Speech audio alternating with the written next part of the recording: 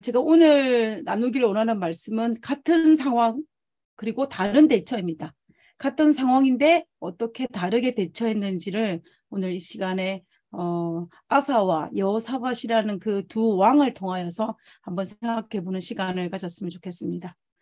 제가 늦게 직장 생활을 하다가 사무때 올라가서 신학 공부를 하게 됐어요. 그래서 이제 신학 공부를 하는 동안 이 3년 동안 힘들고 어려웠지만 가장 잘 지낸 친구가 한 명 있었습니다. 남사친이라고 하죠. 보통 우리가 말하기를 굉장히 친한 친구였어요. 그 친구 얼마나 친했냐면 그 친구가 저희 결혼식 때 사회도 봐줬어요. 저보다 한 몇 개월 먼저 결혼을 했거든요.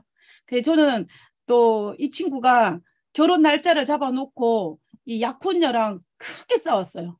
크게 싸워가지고 이제 약혼녀가 더 이상 결혼을 안 하겠다고 백업을 했습니다. 그러니까는 이 제 남사친이죠. 이 친구가 굉장히 정말 울면서 왔더라고요. 그래서 내가 이 친구를 보면서 제가 마음이 굉장히 아팠어요. 그래서 그 다음날 제가 어떻게 했냐면 진짜 힘들게 어렵게 이 약혼녀가 있는 곳을 찾아갔어요. 찾아가가지고 그 약혼자를 달래가지고 이 두 친구를 회복시켜줘서 결혼을 했습니다. 그런 친구예요. 그래서 이 친구들이 제주도로 신혼여행 갔다가 돌아오는 길에 지금도 까먹지 않는데요. 파인애플을 사가지고 제가 섬기는 목회지로 왔더라고요. 교회를 찾아왔을 정도로 우리가 굉장히 잘 지낸 친구입니다. 근데 이 친구가 저랑 같은 영남합회 소속이었기 때문에 우리가 같이 영남합회로 목회를 나갔었거든요. 그래서 이제 우리가 결혼하기 전 1년 동안 싱글로서 영남합회에서 목회를 하면서 그때 우리가 처음으로 목회를 나갔으니 우리 둘이가 얼마나 힘들었겠습니까? 그죠?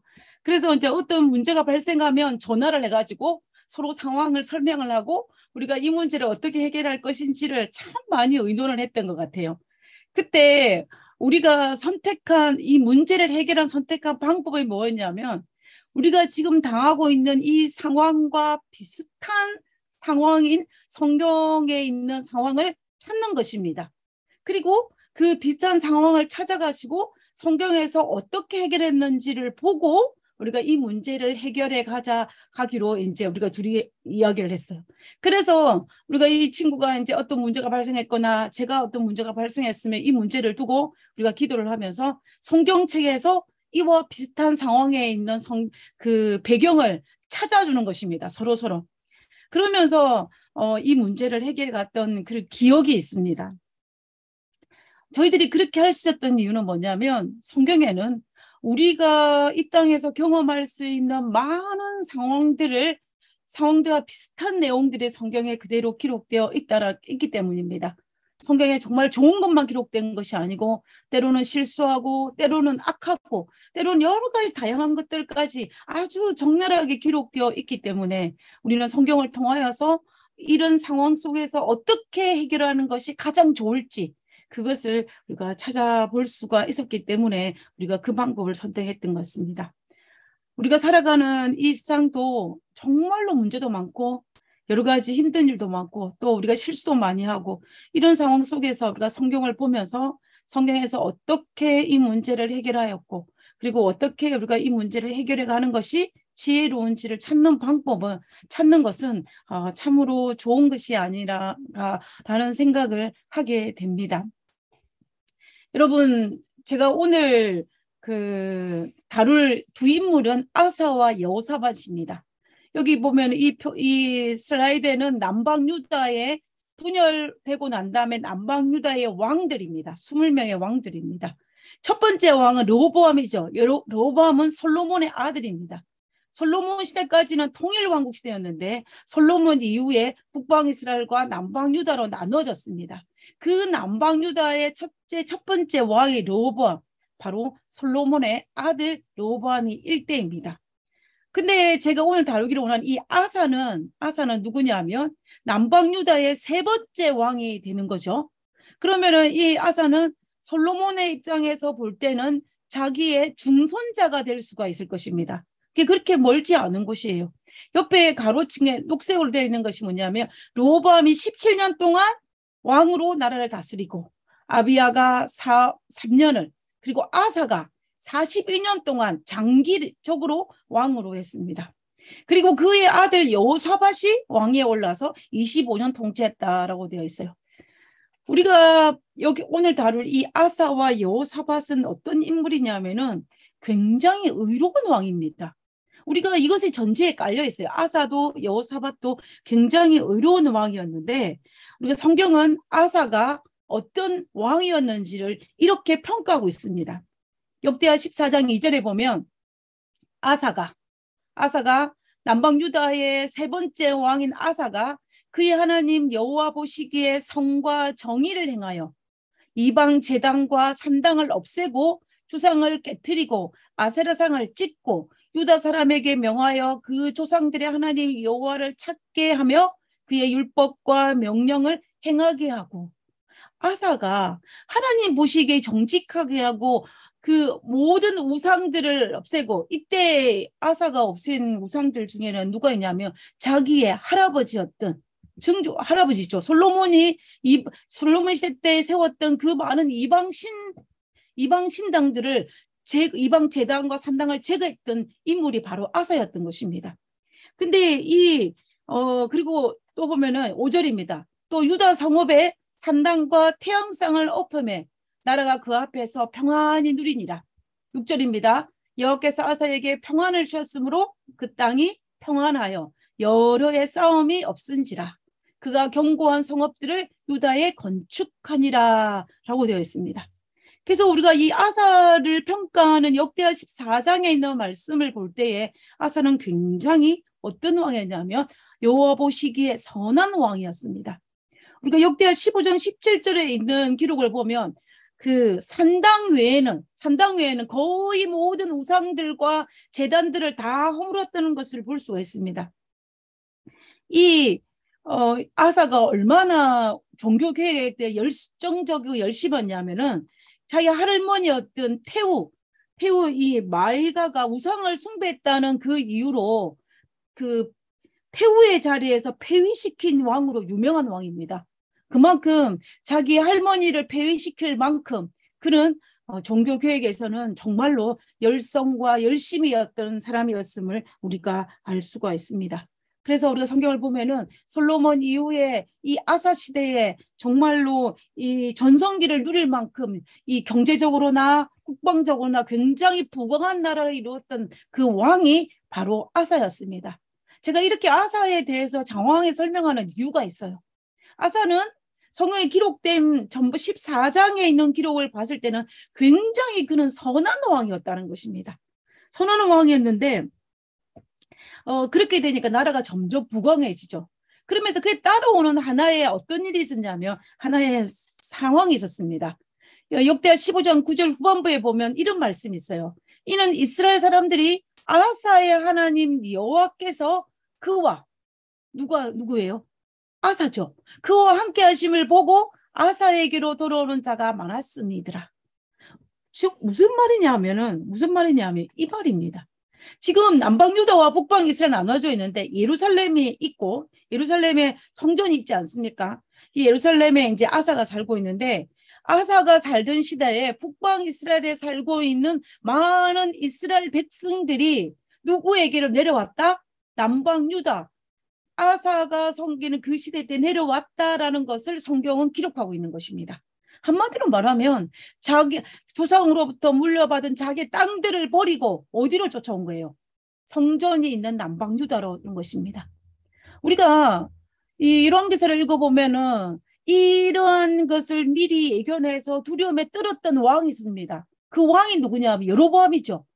북방 이스라엘 초대 왕 여로보암이 혹시나 이스라엘 백성들이 남방 유다로 망명하지가 않을까 싶어서 그가 취한 것은 뭐냐면 베델과 단에 금송아지를 세워가지고 예루살렘에 이스라엘의 절기가 내려가지 못하게 했습니다. 그래서 그들이 자기 북방 이스라엘에 있는 그 인구가 줄지 않도록 하기 위해서 여로보암이 예를 썼던 것을 여러분 기억을 하실 것입니다. 나라가 잘 되기 위해서 여러 가지 요인이 있지만 그중에 가장 큰 요인이라고 할 수 있는 것은 뭐냐면 그 나라의 백성이 얼마나 있느냐 없느냐의 문제예요. 오늘날 우리 한국이 출산율이 너무 저조해가지고 많은 사람들이 걱정을 하지 않습니까? 나라는 있는데 백성이 없으면 안 되는 거예요.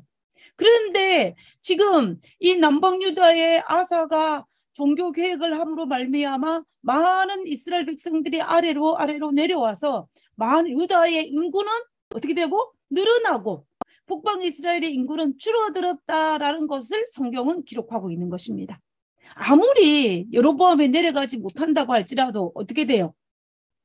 영적으로 부패한 북방 이스라엘에 있는 그 상황 속에서, 그리고 제사장도 아론의 후손으로 세우는 것이 아니라 그냥 임의대로 누군가를 선택해 세우는 그 부패함으로 말미암아 북방 이스라엘 땅에 흩어져 있는 레위 지파 사람들은, 그리고 경건한 유대인들이 아래로 예루살렘 남방 유다 쪽으로 내려왔다라는 것을 우리가 알 수가 있었던 것입니다.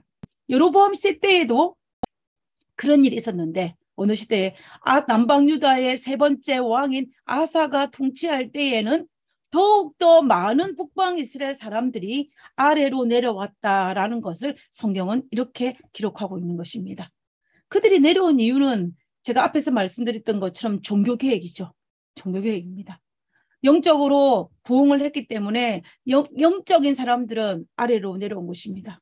우리가 많은 사람들이 이사를 할 때 무엇을 중요하게 여깁니까? 여러분 이제 이사를 해보실 때 뭘 제일 먼저 보십니까? 직장. 물론 직장을 보지요. 직장을 보지만 또 하나는 뭐예요? 내가 이사 가는 곳에 교회가 있는지 없는지, 교회가 편안한지 안 한지 찾지 않습니까? 만약에 내가 아주 좋은 직장에 온다 할지라도 그곳에 교회가 없다, 그러면 우리가 이사 가기를 주저할 수밖에 없는 것이 사실은 우리 현실입니다. 어떤 사람들은 어떻게 해요? 교회를 찾아서 이사를 가는 사람들도 봤습니다. 그만큼 우리에게 있어 신앙은 굉장히 중요한 것입니다. 그래서 이들도, 이스라엘 백성들도 자기 조상 대대로 물려받은 자기가 분배받은 땅이라 할지라도 그 땅을 버리고 신앙을 찾아서 아래로 내려온 사람들이 있었다라는 것을 우리는 알 수가 있다는 것입니다. 그래서 그들이 예루살렘으로 유다 땅으로 내려온 것은 첫 번째 요인은 종교개혁이에요. 거기에다가 덧붙여서 이 아사 시대 때 제가 앞에서 말씀드렸던 것처럼 하나님께서 그 평안하게 하셨기 때문에 전쟁이 없었고 아주 평탄하였고, 그리고 경제력도 군사력도 굉장히 강하였다라는 것을 알 수가 있습니다. 그렇게 되니까는 북방 이스라엘 땅에 살고 있는 경건한 유대인들이, 레위인들이 신앙을 찾아서 아래로 내려왔던 것입니다. 자, 이런 상황이 되니까는 어떻게 됐어요? 북방 이스라엘 측 입장에서는, 아사 왕 시대 때 북방 이스라엘 입장에서는 아주 큰 문제가 발생한 것입니다. 자, 이러다가는 북방 이스라엘에 있는 많은 사람들이 남방 유다로 내려가서 인구가 엄청나게 줄게 생긴 거예요. 그래서 어떻게 했냐면 망명을 가지 못하도록 차단하는 방법이 필요했습니다. 그래서 어떻게 했냐면은 이 예루살렘에서 6km 정도 위에 라마라는 곳에 한 성읍을 건축하려고 했어요. 이 성읍을 건축하는 목적은 두 가지였습니다. 첫 번째는 뭐냐면 망명자들을 막기 위해서요. 북방 이스라엘에서 남방 유다 내려가는 사람들을 중간에 딱 잡아가지고 못 내려가게 막는 것입니다. 못 내려가게 막는 거예요. 그리고 또 두 번째는 뭐냐면 남방 유다와 전쟁을 일으켜서 남방 유다를 이제 점령하기 위한 정복을 위한 어떤 전초 기지로 삼기 위해서 라마의 어떤 성읍을 건축하려고 북방 이스라엘의 왕이 시도를 한 것입니다. 그래서 이제 라마에다가 성읍을 건축하기 시작했어요.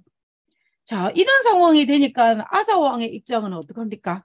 아사 왕 입장. 자, 우리 성경줄을 한번 보겠습니다.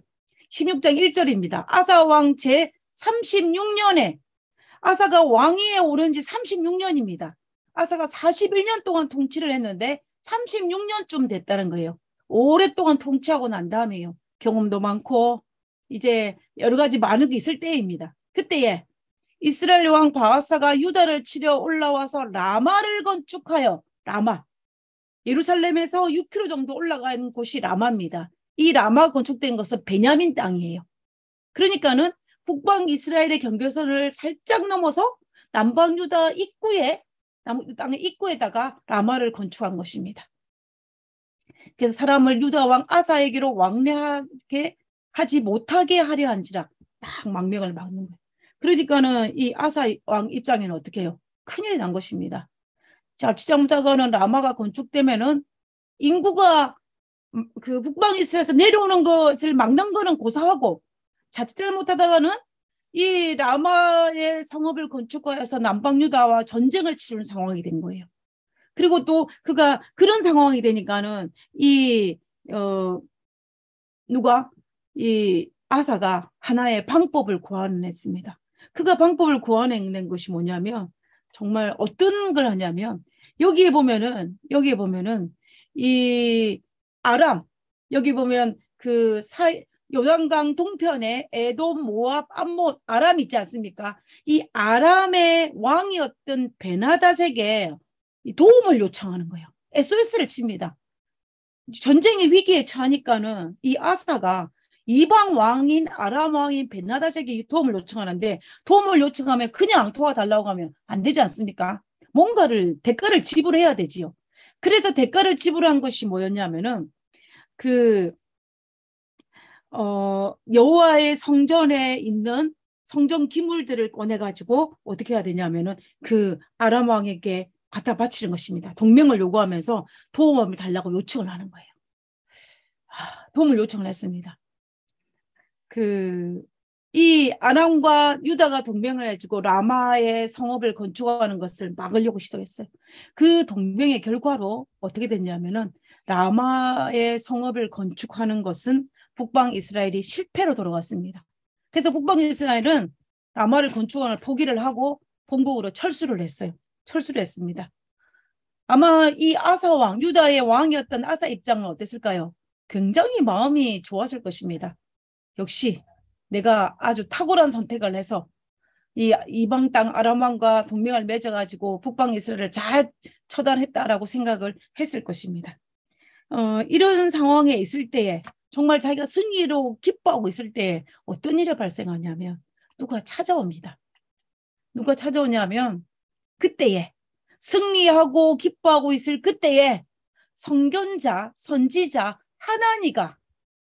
하나니라는 선자가 있습니다. 하나니가 유다 왕 아사에게 나와서 그에게 이르되 왕이 아람 왕을 의지하고 왕의 하나님 여호와를 의지하지 아니하였으므로 아람 왕의 군대가 왕의 손에서 벗어났나이다 라고 이야기합니다.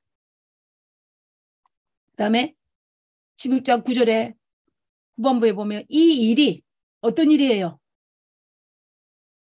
아람 왕 베나닷과 동맹을 맺어서 북방 이스라엘을 물리친 그 일이 망령되이 행하였은즉 이후부터는 왕에게 전쟁이 있으리라 하매 라고 이 선지자 하나니가 예언을 하였습니다. 자, 지금까지 제가 앞에서 말씀드린 것처럼 아사가 어때요? 하나님께서 아사에게 축복하심으로 말미암아 전쟁이 없은 평화를 누렸다고 그랬습니다. 그런데 이런 전쟁의 위험이 왔을 때에 아사가 하나님을 의지하지 아니하고 이방인의 아람 왕을 의지함으로 말미암아 이 일이 망령되이 행하였으므로 이후부터는 지금까지는 전쟁이 없었지만 이 이후부터는 왕에게 전쟁이 있을 것이라고 하나니가 이야기를 한 것입니다. 자, 이 이야기를 들은 하나니는 아사 왕은 어떤 마음이었을까요? 좀 불편했을지도 모릅니다. 왜냐하면 아람과 동맹을 맺어가지고 전쟁을 치러서 승리를 했기 때문에 이거는 자신의 탁월한 선택이라고 생각을 했을 거예요. 그리고 또 하나님께서 허락하셨기 때문에 이걸 잘 마무리되고 승리했다고 생각했는데 아니 하나님의 성견자라는 인물이 나타나가지고 자기를 책망하는 것을 보고 그가 화가 났을 수도 있을 것입니다. 그래서 그렇지만 우리가 이 아사가 이런 상황 속에서 선지자의 책망 앞에 아사가 어떤 행동을 취했는지가 굉장히 중요해요. 마음이 불편할 수는 있어요. 그러나 아사가 어떤 행동을 취했냐면 10절입니다. 아사가 노하여. 왜 노했습니까? 누구 때문에 노했습니까? 하나님 때문에. 하나님 선자가 와서 그런 경고를 했기 때문에 노하여. 굉장히 화가 난 것입니다. 노하여 선견자를 옥에 가두었으니 이는 그의 말에 크게 노하였음이며 그때에 아사가 또 백성 중에 몇 사람을 학대하였더라 라고 했습니다. 아사가 선지자를 옥에 가두고 그리고 아사 편을 들은 백성들 몇 사람을 학대하였다라고 성경은 기록하고 있는 것입니다. 우리가 좀 이해하기 힘든 부분이지 않습니까? 우리가 앞에서 계속적으로 언급되어지는 거는 뭐냐면 아사 왕이 얼마나 선하고 그가 얼마나 종교개혁을 일으켰는지에 대한 이야기를 했는데, 하나님의 말씀을 전달하는 선지자를 어떻게 하냐면 옥에 가두었다라는 것은 우리가 참으로 이해하기 힘든 부분인 것을 알 수가 있습니다. 우리가 성경에 보면은 선지자를 감옥에 가둔 왕은 그렇게 많지는 않습니다. 우리가 대표적인 게 뭐냐면 그 아합 왕이, 북방 이스라엘의 가장 악한 왕인 아합 왕이 미가야 선지자를 감옥에 가두죠. 그죠? 그리고 누굽니까? 이 남방 유다의 악한 왕이었던 시드기야가 예레미야를 감옥에 가둡니다. 그리고 지금 오늘 다루는 이 아사가 하나님의 선지자 이 아나니를 감옥에 가두는 것을 볼 수가 있습니다. 그런데 아합이나 시드기야는 원래 악한 왕이에요. 악한 왕이니까 그러면 악한 왕이라 할지라도 그러면 안 되지만 그래도 어느 정도는 우리가 이해를 할 수 있을지 모릅니다. 그러나 아사는 선한 왕이에요. 누구보다도 종교개혁에 열정이 넘치는 사람이었습니다. 자기 할머니를 폐위시킨 인물이었어요. 그런데 하나님의 기별을 전한 이 선지자 하나니를 옥에 가두었다라는 것은 우리가 아사의 행동에서 우리가 참으로 이해가 안 되는 부분인 것을 알 수가 있다는 것입니다. 그리고 이 시기적으로 살펴볼 때 아합이나 시드기야보다 아사가 훨씬 더 앞이에요. 아사가 먼저 선자를 감옥에 가두고 그 뒤에 아합이, 그 뒤에 시드기야가 이제 선자를 감옥에 가두었습니다. 우리가 이런 모습을 볼 때 아사가 왜 이랬을까 하는 생각을 하지 않을 수가 없는 것입니다. 우리가 이 죄는 연속성이 있는 것 같아요. 하나의 죄를 지으면 그 죄가 꼬리에 꼬리를 물고 연결되어지는 그런 속성을 가지고 있습니다. 죄의 연속성이라고 우리가 볼 수가 있을 거예요.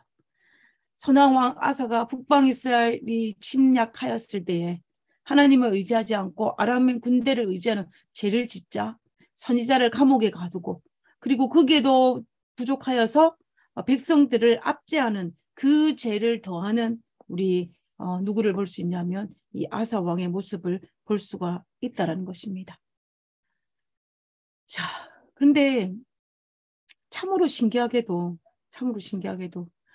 이 아사는 선지자의 책망 앞에 선지자를 감옥에 가두는데 이런 똑같은 상황이 아사의 아들이었던 여호사밧에게도 그대로 일어나는 것을 볼 수가 있습니다. 우리가 그 부분을 한번 살펴보기를 원합니다. 역대하 19장 2절에 보면 하나님의 아들 선견자 예후가 나가서 여호사밧 왕을 맞아 이르되 왕이 악한 자를 돕고 여호와를 미워하는 자들을 사랑하는 것이 옳으니까 그러므로 여호와께서 진노하심이 왕에게 임하리이다 라고 이야기합니다. 지금 여기에서도 이 여호사밧의 아버지 아사와 동일하게 선지자 예후가 찾아와서 여호사밧을 책망하는 장면입니다.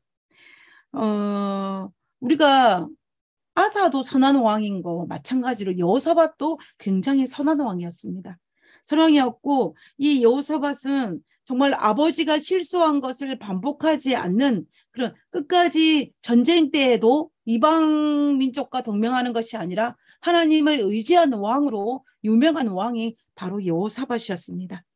근데 이 여호사밧이 한 가지의 큰 자기 왕으로서 있을 때 큰 실수를 한 것이 있는데 그것이 뭐냐면 우리가 다 알고 있는 것처럼 이 북방 이스라엘 왕이었던 아합과 결혼 동맹을 맺는 거예요. 결혼 동맹을 맺음으로 말미암아 어떻게 합니까? 이세벨의 딸인 이다랴와 자기 아들과 결혼을 시키는 그 장면을 우리가 기억을 하실 것입니다. 근데 이 여호사밧이 북방 이스라엘에 초청을 받아서 갔어요. 가가지고 보니까는 이 방문하는 도중에 아합의 게임에 빠져가지고 아람과의 전쟁을 일으킵니다. 전쟁이 일어났어요. 전쟁을 일으켰어요. 아합이. 전쟁을 일으켰는데 그때에 하나님의 선지자였던 미가야가 전쟁에 나가지 못하게 했습니다. 전쟁에 나가면 패한다고. 그러나 그것을 거절하고 전쟁에 나갔다가 아합왕은 그 전쟁에 전사를 하고 여호사밧은 겨우 생명을 부지하고 자기 남방 유다 예루살렘으로 돌아온 것입니다. 그때예요.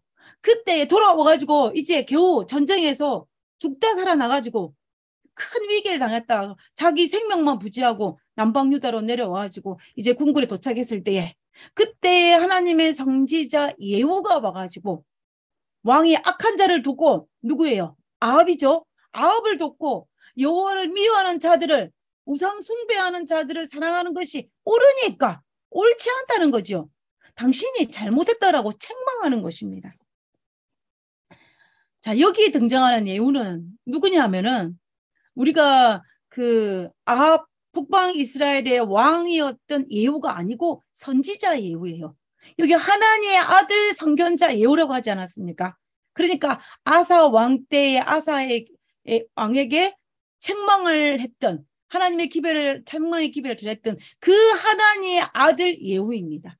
참 아이러니하죠. 아버지는 예후의 아버지 하나님은 여호사밧의 아버지 아사를 책망하였고 그리고 예후는 아사의 아들이었던 여호사밧을 책명하는 것을 볼 수가 있습니다. 그래서 결국 하나니와 예후는 왕에게 하나님의 그 기별을 전하는 선자의 삶을 살았다라는 것을 우리가 볼 수가 있는 것입니다. 자, 그런데 우리가 지금 똑같은 상황이지 않습니까? 여호사밧도 그다음 아사도 똑같은 상황이었습니다. 그런데 이 상황을 대처하는 방법이 달랐습니다. 아사는 어떻게 했습니까? 선견자를 감옥에 가두었어요. 그런데 어떻게 했냐면은 여호사밧은 그렇게 했다라는 기록이 전혀 없습니다. 전혀 없습니다. 우리가 이 여호사밧이 예후를 감옥에 보냈다거나 예후를 핍박했다거나 그런 기록이 없어요. 오히려 여호사밧의 행적을 기록한 선지자로 예후를 등록하고 있습니다. 우리가 그걸 보면요. 역대하 20장 34절에 보면 이 외에 여호사밧의 시종 행적은 하나님의 아들 예후의 글에 다 기록되었고 그 글은 이스라엘의 열왕기에 올랐더라 라고 되어 있습니다. 우리는 이 구절을 통하여서 뭐를 알 수가 있냐면요. 여호사밧이 죽는 그날까지 선지자 예후가 살아 있었다라는 것이고 그리고 예후가 하나님의 선지자로서 누구 시대 때에 여호사밧 시대 때에 활동했다라는 것을 알 수가 있는 성경 구절이에요. 우리가 이것을 미루어 볼 때에 여호사밧은 예후에게 자기 아버지 아사처럼 그런 대우를 하지 않았음을 우리가 알 수가 있다는 것입니다. 결국 여호사밧은 아버지 아사와 달리 어떻게 했냐면 끝까지 자신의 잘못을 받아들이고 인정하고 그리고 그 예후에게 선지자 예후에게 선대를 베풀었음을 우리가 알 수가 있습니다. 누구처럼요? 다윗처럼. 다윗이 자신을 책망하는 나단 선지자를 대우했던 것처럼 그와 마찬가지로 여호사밧은 자기를 책망한 예후에게 선대하였음을 우리는 다른 성경 구절을 통해서 알 수가 있습니다. 그것을 또 우리가 알 수 있는 성경 구절이 역대하 20장 32절이에요. 30절 전반부에 보면 여호사밧이 그의 아버지 아사의 길로 행하여 아사가 어떤 길이었습니까? 여호와의 보시기에 선한 그 길이에요. 그 길을 행하여 그 다음 성경 구절이 중요합니다. 아사는 돌이켜 떠났지만 누구는 그의 아들 여호사밧은 아사의 길로 행하여 돌이켜 떠나지 아니하고라고 하였습니다.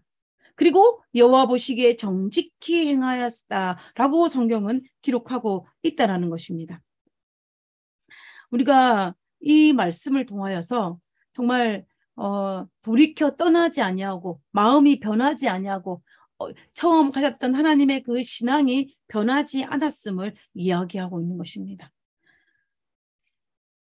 저는 이 말이 떠나지 아니하고 저는 이 말이 참 아름다운 말인 것 같아요. 우리가 이 믿음의 거장이었던 이 솔로몬은 처음에는 화려했지만 시간이 지날수록 그 믿음은 색깔이 밝아지고 또 믿음을 떠나는 그런 모습들을 우리가 성경을 통해서 보지 않습니까? 그리고 우리 주변에도 보면 정말 믿음이 반짝반짝 빛이 나던 인물들도 시간이 지남에 따라서 그 그 믿음의 빛이 흐려지는 경우를 우리가 보지 않습니까? 그리고 하나님께서 우리에게 경고하시기를 첫사랑을 회복하라라고 말씀하셨습니다. 그만큼 우리의 신앙이 돌이켜 떠나지 아니하고 여호와 보시기에 선을 행하는 것은 참 중요하다는 것입니다. 결국 똑같은 책망을 받은 아사와 여호사밧이었지만 아사는 그 책망 앞에 넘어졌고, 그러나 여호사밧은 넘어지지 아니하고 돌이켜 떠나지 않는 삶을 선택한 인물이 바로 여호사밧이었던 것입니다. 우리가 화려한 믿음도 좋지만 끝까지 떠나지 않는 믿음이 더 아름다운 것은 우리가 마지막이 중요하기 때문입니다. 끝까지 믿음의 경주를 완주하는 것이 우리에게 굉장히 필요합니다. 그래서 우리가 절대로 중도에 포기하지 마시고 또 우리가 돌이켜 떠나지 않는 그러한 신앙을 우리가 하는 것이 정말로 필요합니다. 이 마라톤 경주에서 가장 아름다운 장면이 어떤 장면입니까? 1등하는 사람의 장면? 아니에요. 물론 1등하는 사람 장면도 우리가 감동이 있을 수 있지만은 그보다 더 감동적인 것은 뭐냐면 중간에 포기하지 않고 끝까지 완주하는 사람일 것입니다. 지금 이 모습은 어떤 모습이냐면 이 80세 어르신이 마라톤 경기를 이제 참여를 했는데 이 등수에는 못 미치고 밀려나긴 했지만 그래도 이 두 분이 손을 잡고 노부부가 손을 잡고 이 마지막 결승점을 향해 달려오는 모습입니다. 그때 주변에 많은 사람들은 이 두 노부모의 모습을 보며 환호했을 것입니다. 그리고 이 두 분의 얼굴을 보세요. 얼마나 해피합니까? 물론 그분들은 등수에서 밀려났지만 완주하는 모습의 그 기쁨을 정말로 이 얼굴에서 그대로 드러나는 것을 볼 수가 있는 것입니다. 우리가 하늘나라 가는 이 마라톤 경주에서 1등이 아니면 어떻습니까? 아무 문제가 없지요. 그냥 턱걸이라도 해도 아무 상관이 없습니다. 그래서 우리가 정말 하나님 성전에 움직이기만 할지라도 우리가 정말로 감사와 기뻐하지 않습니까? 그리고 절대로 중도에 포기하지 말아야 합니다. 그렇게 하기 위해서는. 그리고 우리가 살아갈 때 때로는 우리를 실망시키는 일들이 발생하기도 하고 때로는 자빠지기도 합니다. 그 때로는 뒤로 물러나기도 합니다. 그럴지라도 때로는 실망하고 때로는 넘어지고 때로는 물러나기도 하고 때로는 우리의 신앙의 밑바닥으로 떨어지는 그런 순간이 온다 할지라도 그러나 그때에 다시 그 자리에서 일어나서 믿음의 경주에 동참을 해야 합니다. 멈추지 말고 동참하는 것이 필요합니다. 포기하지 않고 다시 하는 것이 필요하다는 것입니다. 이것이 돌이켜 떠나지 않은 신앙인의 아름다운 모습입니다. 우리가 아들 여호사밧은 끝까지 돌이키지 않은 삶을 살았다면, 다시 말하면 때로는 넘어지기도 했지만 때로는 자빠지기도 했지만 그러나 여호사밧은 다시 일어나서 믿음의 경주를 나갔습니다. 그러나 그의 아버지 아사는 선한 왕으로 출발했지만 한번 자빠지니까 다시 일어서지 못하고 더 심하게 선자를 책망하고 선자를 감옥에 보내고 또 여러 가지 많은 실책들을 하면서 정말로 다시 일어나지 못하는 이 아사의 믿음의 모습을 우리는 보게 되는 것입니다. 우리가 성경에 보면은 정말 넘어져가지고 경주에 참여하기를 포기한 이 아사의 마지막을 성경은 이렇게 기록하고 있습니다. 아사가 왕이 된 지 39년에 41년 동안 통치를 했으니까 39년입니다. 39년에 병이 들었어요. 그의 발이 병들어 매우 위독했으나 병이 있을 때에 그가 여호와께 구하지 아니하고 누구에게 구하였더라? 의원들에게 구하였더라라고 되어 있습니다. 아사가 왕이 오는 지 39년 만에 심한 병이 생겨서 투병 생활 2, 3년을 했던 것 같아요. 2, 3년을 하다가 죽었다라고 성경은 기록하고 있습니다. 근데 그보다 더 중요한 게 그 다음 성경 구절이에요. 그렇게 병이 들어 있을 때에 아사가 어떻게 했냐면 여호와께 구하지 아니하고 누구를? 의원들에게 구했다라고 성경은 그대로 기록하고 있는 것입니다.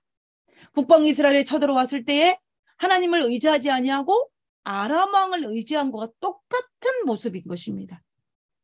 우리는 이 성경 구절을 통하여서 아사가 죽는 날까지 회개하지 못하였다라는 것을 우리가 유추할 수 있는 성경 구절입니다. 우리가 히스기야가 병이 들었을 때 어떻게 했습니까?